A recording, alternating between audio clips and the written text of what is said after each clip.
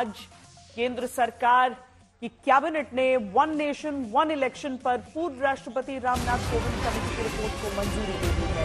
इसी साल 14 मार्च को वन नेशन वन इलेक्शन पर विचार के लिए बनाई गई पूर्व राष्ट्रपति रामनाथ कोविंद की अध्यक्षता वाली कमेटी ने राष्ट्रपति द्रौपदी मुर्मू को अपनी रिपोर्ट सौंप दी थी, जिसको आज कैबिनेट ने मंजूरी दी है। हमारे देश में आजादी के बाद 1952, 1957, 1962 और 1967 में लोकसभा और विधानसभा के चुनाव एक साथ ही होते आए, लेकिन 1967 और 69 में कई विधानसभाएं समय से पहले भंग कर दी गईं। उसके बाद 1970 में लोकसभा भी भंग कर दी गई। इस वजह से एक देश एक चुनाव की परंपरा टूट गई। अब पूर्व राष्ट्रपति की कमेटी की रिपोर्ट पर कैबिनेट की मुहर के बाद देश भर में चर्चा होगी, सबकी राय ली जाएगी।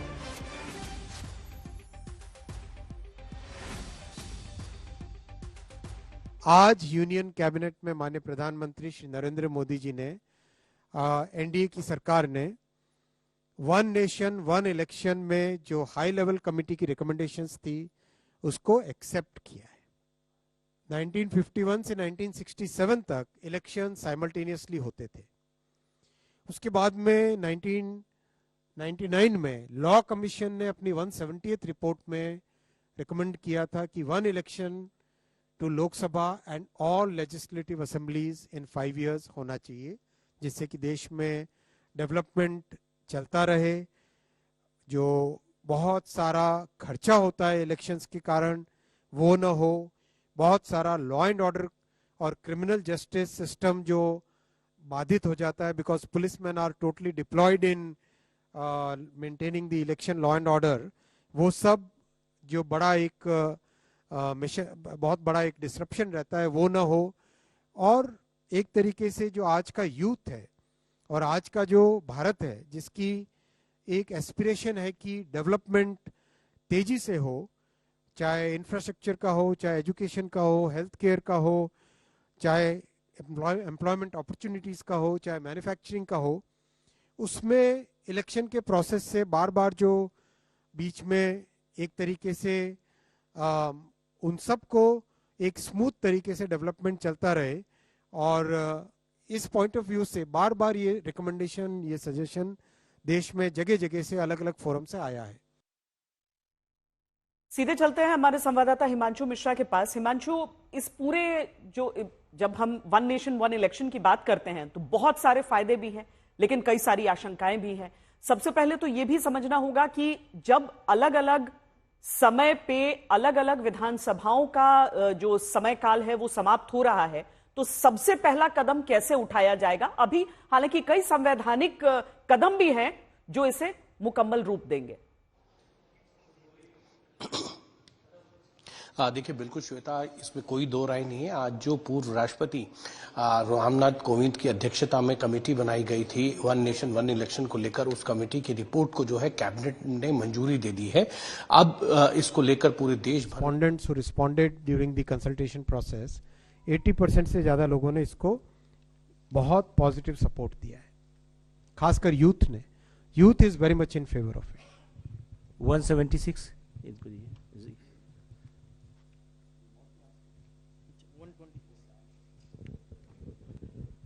Sir, Ashwini ji, one nation one election पर ही है। आपने कहा कि सर्वसम्मति से, हमने देखा सर्वसम्मति पहले वक्फ बिल पर भी था कैबिनेट में, लेकिन जिस तरह के आपके एलाइज बाद में इसके प्रति अपनी अलग अलग पार्टी लाइन पर चले गए, क्या ये सर्वसम्मति अगले शीतकालीन सत्र में जब भी ये बिल आएगा दिखाई देगा? और दूसरा, आपने कहा कि हम पूरे प्रोसेस में कंसल्ट करेंगे, चर्चा करेंगे। एक बड़ी हाई लेवल कमेटी बनी जिसका फाइंडिंग आपने एक्सेप्ट किया आज ही, उसने भी लंबी चौड़ी चर्चा की थी, तो अब फिर और क्या जरूरत है? क्योंकि सभी पार्टियों ने 47 पार्टियों ने अपनी रिएक्शन दिया था, 15 छोड़कर बाकी सब ने एक्सेप्ट कर लिया था। आपको लगता है कि इतने दिनों में और बदलाव हो सकता है? चर्चा को कोई भी जब प्रिंसिपल्स डिसाइड होते हैं, अब उन प्रिंसिपल्स को आगे प्रोग्राम्स में कन्वर्ट करना होता है, प्रोग्राम्स को आगे इम्प्लीमेंटेशन में लाना होता है। तो ये जो प्रोसेस है, ये प्रोसेस बहुत ही डिटेल्ड कंसल्टेशन के साथ करेंगे। जो आपने कहा हाई लेवल कमेटी के दौरान भी कंसल्टेशंस हुए थे, यस कंसल्टेशंस हुए, बहुत एक्सटेंसिव हुए, और उसके कारण जो प्रिंसिपल्स डिसाइड हुए वो प्रिंसिपल्स को आगे इम्प्लीमेंट करना है। उस इम्प्लीमेंटेशन के लिए मान लीजिए कॉमन इलेक्टोरल रोल, एक पूरे देश में एक कॉमन इलेक्शन की जो रोल है वो होना चाहिए, वोटर लिस्ट होनी चाहिए। तो वो वोटर लिस्ट राज्य सरकार के सहयोग के से ही बन पाएगी। सेंट्रल इलेक्शन कमीशन और स्टेट इलेक्शन कमीशन दोनों मिलके ही उसको कर पाएंगे ना। तो उसके लिए फिर डिटेल डिस्कशन चाहिए, उसके लिए राज्य सरकारों के साथ चर्चा चाहिए, दोनों कमीशंस के आपस में डिस्कशंस चाहिए। फिर फेजिंग आउट करनी है तो फेजिंग आउट किस तरह से होगी, फिर लॉ एंड ऑर्डर का जो पुलिस का डिप्लॉयमेंट फोर्स है वो देखना होगा, कितना ईवीएम्स चाहिएगा, कितना उसका कितना प्रोक्योरमेंट करना होगा, ये सारी चीजों में बहुत बड़ा डिस्कशन चाहिए। 278 सभी का।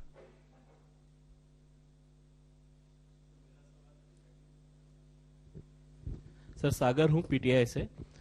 मेरा सवाल चंद्रयान 4 मिशन के बारे में है। आपको नंबर आपने कहा माइक आपको there are some changes in the Chandrayaan 4 mission. I would like the ISRO chairman to highlight. Himanshu हमारे साथ बने हुए हैं। हिमांशु, अपनी बात आप पूरी करिए, क्योंकि जब केंद्र की तरफ से भी इस पर स्पष्टीकरण दिया जा रहा है तो कई सारी बातें सामने कही जा रही हैं कि अभी बहुत सारी चीजों को इसमें देखना होगा। भले ही बुनियादी तौर पर सबकी सहमति रही है, लेकिन आने वाले दिनों में जब एक बार मंथन इस पर शुरू होगा तब स्पष्ट रूप से सारे सवाल आएंगे। लेकिन जो सवाल मैंने आपसे पूछा था कि जब अलग अलग राज्यों का की जो समय अवधि है विधानसभाओं की, वहां पे वो अलग अलग समय पर पूर्ण हो रही है, तो पहला ही कदम कैसे उठाने की सरकार ने सोची? देखिए, बिल्कुल ये बहुत ही इम्पॉर्टेंट है, क्योंकि अलग अलग राज्यों की जो सरकारें हैं उनका जो समय अवधि है, यानी सरकार का जो कार्यकाल है वो अलग अलग समय पे पूरा हो रहा है।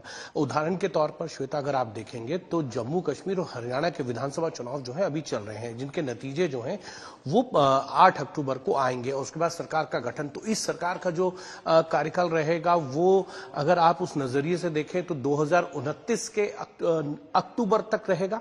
तो ऐसे में कई राज्यों के विधानसभा चुनाव पूर्ण होंगे और सबसे बड़ी बात यह है कि इसको बड़ा ध्यान रखना होगा कि आज का जो राजनीतिक परिप्रेक्ष्य है उसमें कहीं ना कहीं कई राज्यों में जो है गठबंधन की सरकारें चलती हैं। महाराष्ट्र में अगर आप देख सकते हैं, चाहे वो झारखंड का उदाहरण है, बिहार में आपके सामने उदाहरण। तो अगर गठबंधन की सरकार है और गठबंधन की सरकार में कोई ऐसा दल अपना समर्थन वापस ले ले कि उस सरकार जो है अल्पमत में आ जाए और विधानसभा के फ्लोर टेस्ट पे उसको जाना पड़े, या केंद्र सरकार भी आज जो है वो गठबंधन की सरकार है, क्योंकि भारतीय जनता पार्टी के पास पूर्ण बहुमत नहीं है।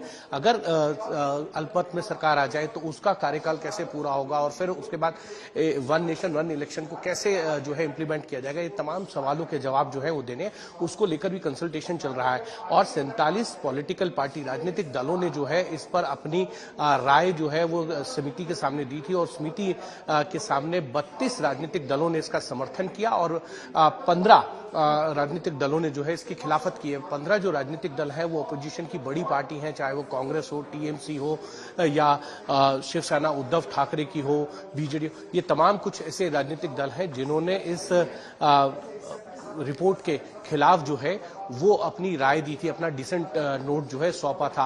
अब देखना यह है, क्योंकि 2 चरणों में जो है वो चुनाव कराने की बात है। एक चरण में जो है विधानसभा और लोकसभा के चुनाव एक साथ होंगे और दूसरे चरण में जो है वो नगर निगम निकाय यानी म्युनिसिपल कॉर्पोरेशन के साथ साथ ग्राम पंचायत, ये तमाम चुनाव एक साथ कराने की इसके अंदर जो है वो सलाह दी गई है। कहीं ना कहीं सरकार को अभी इस पे बड़ी लंबी प्रक्रिया से गुजरना होगा। अभी कंसल्टेशन चलेगा पूरे देश भर के अंदर, जहां गैर सरकारी संस्थाओं के अंदर तमाम बहुत बड़ा कदम हो सकता है साबित, अगर वाकई इस पर अमल आखिर में होता है। बहुत सारी तैयारियां इसके लिए जरूरी होंगी। बहुत शुक्रिया हिमांशु इस पूरी बातचीत के लिए।